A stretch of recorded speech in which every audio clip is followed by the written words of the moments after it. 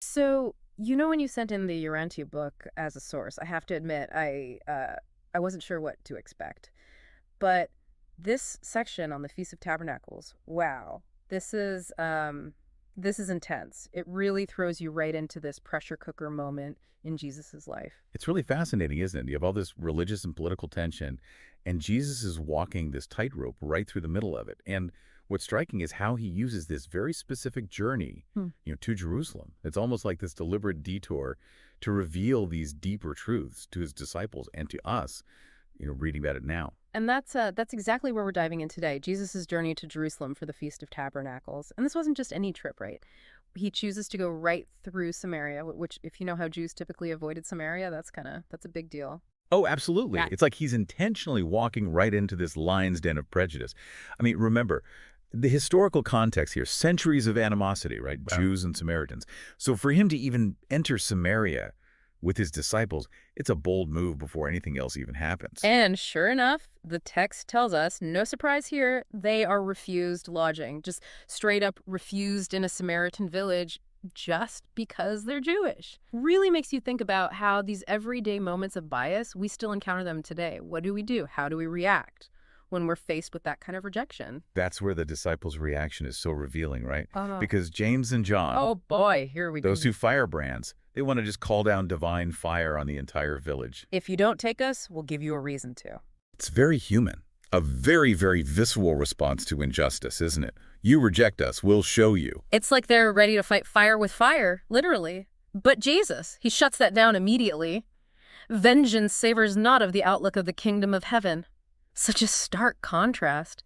It makes you think, what did the disciples even understand about Jesus' mission at this point? Right. They want a revolution, like a political one, Right. a messiah to overthrow Roman rule. Their idea of a kingdom is very much here and now, focused on power and might. But Jesus, he's operating on an entirely different plane. He's constantly trying to expand their understanding, move them beyond this very simplistic us versus them mentality. And that's something we all struggle with even today, isn't it? Recognizing our way isn't the only way. And sometimes choosing compassion, choosing it over retaliation. That is sometimes the more courageous path, the more divine path. And that is what makes his response to the Samaritans so powerful, because he doesn't meet that hatred with more hatred. He embodies the love and the forgiveness that he preaches, even when it's the hardest thing to do. It's a powerful reminder that living by these teachings, it's not always these grand gestures, these epic battles. Sometimes it's those very quiet moments, choosing compassion over prejudice. And honestly, that can be just as radical, if not more so, than any show of force. I completely agree. And it's in those moments when we choose that love over anger that we really get a glimpse of that divine spark within ourselves. Now imagine the disciples' state of mind, right? If they finally reach the outskirts of Jerusalem, they just have this incredibly tense encounter in Samaria. And they're completely aware of the danger that is waiting for Jesus in the heart of their own religious center. You've been pushing him, go public, proclaim yourself king. But now they're approaching Jerusalem. They know the authorities are out for blood. Now they're terrified. It's such a pivotal moment in how they understand his mission. This isn't about earthly power. It's not about conquest. And that is where you start to see the full weight of his decisions, because he knows. He knows the danger, he's heard the whispers, but he doesn't lay low. Instead, he deliberately chooses a path of even greater risk. He's going to teach openly in Jerusalem and defy the apostles' anxieties and the Sanhedrin's murderous intent. Which brings us to, of course, the Feast of Tabernacles itself, the very reason for this whole tense journey. And this isn't just some local gathering, right? We're talking pilgrims from all across the Roman Empire, Spain, all the way to India, all converging on Jerusalem. It's like the stage is set for Jesus to deliver this message, but on this global scale. It's not an accident, that timing, the setting, all of it. It's all part of this much bigger picture that he is slowly revealing to the disciples and to us, But before we get swept up in the energy of the feast, let's look at the political landscape in Jerusalem for a minute. Remember the Sanhedrin? Right, the Supreme Jewish Council, the law of the land. And they're deeply, deeply divided on how to deal with Jesus. Divided might be putting it mildly. This council, supposed to be a united front, but behind closed doors, total chaos. Some believe in him secretly, some are just terrified of the crowds that flock to him, and others are playing this dangerous game of politics, trying to figure out, okay, how much protection will Rome actually give him? This internal division, this infighting within the Sanhedrin, it becomes this huge factor in everything that happens. because they know they can't arrest him without sparking a riot, especially with all these pilgrims in town for the feast. They are stuck in this web of their own making, and Jesus, well, he knows exactly how to use that. It's like watching this chess game where one player can see 10 moves ahead and the other is still trying to figure out the rules. But here's the thing. Even though he knows that the Sanhedrin is watching every single move he makes, he doesn't shy away from teaching at all. As a matter of fact, he steps right into, you could say, the lion's den and starts teaching in the temple courts. This isn't just casual conversation. This is him speaking with an authority that is both captivating and completely terrifying to anyone in power. Thousands of people hearing him, opinions divided, but even his enemies are amazed at his knowledge, his authority. And this is where things get really, really interesting. We're about to dive into the first of these temple talks, and this is where his teachings really start to challenge absolutely everything. But we'll save that all for the next part of our deep dive. So we left off with Jesus walking right into the middle of this whole thing, right? The Feast of Tabernacles, throngs of pilgrims, the watchful eyes of the Sanhedrin, talk about a pressure cooker.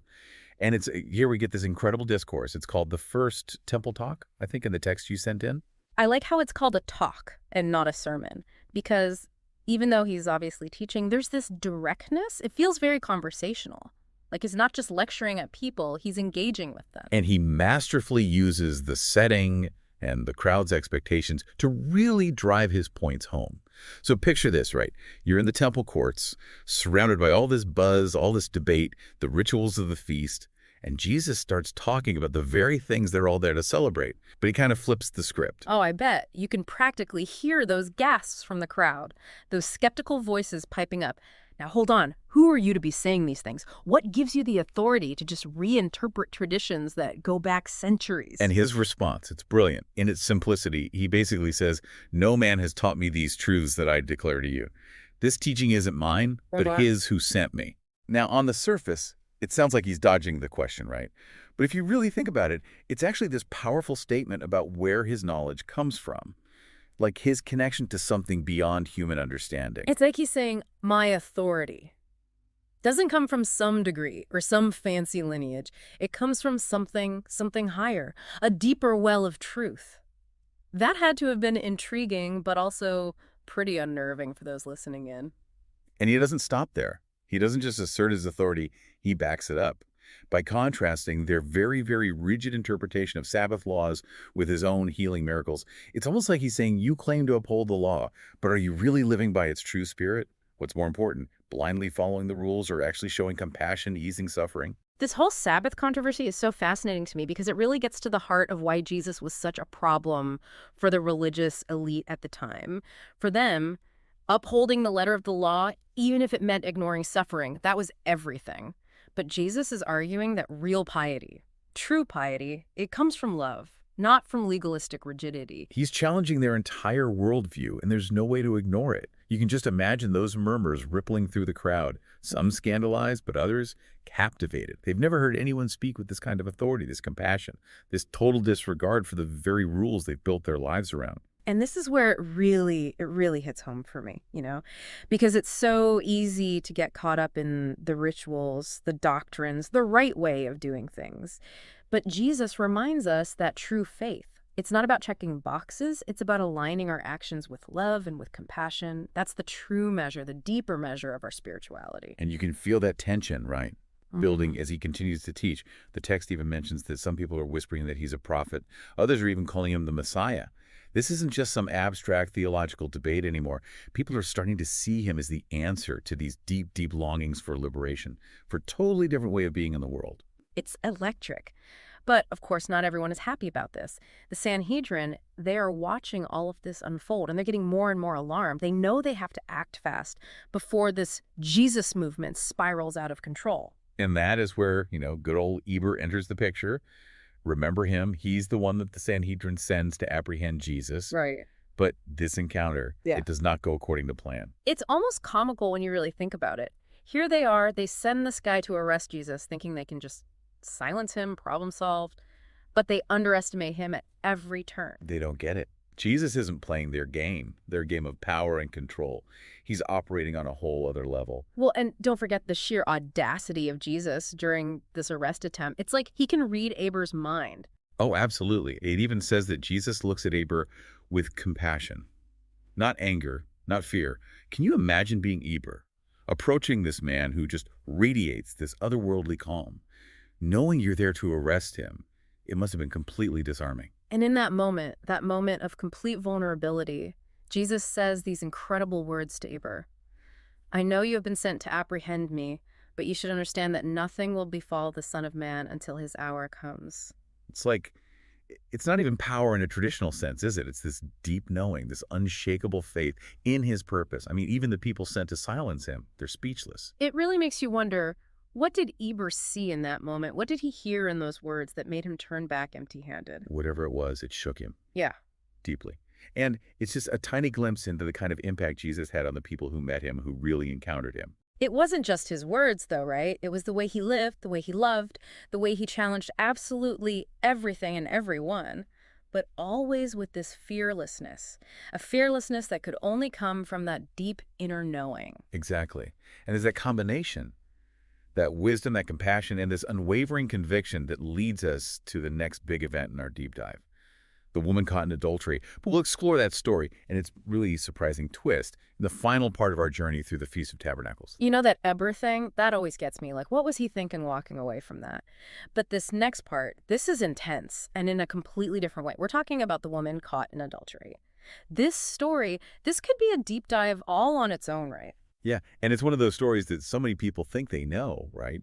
But the way it unfolds in the Urantia book, it adds this whole other layer of depth and complexity you don't always get in those, traditional tellings. Because honestly, in those versions, you just kind of think, okay, here come the gotcha questions. Poor woman doesn't stand a chance. Totally. It's often presented as this simple morality tale. Did Jesus follow the law or not?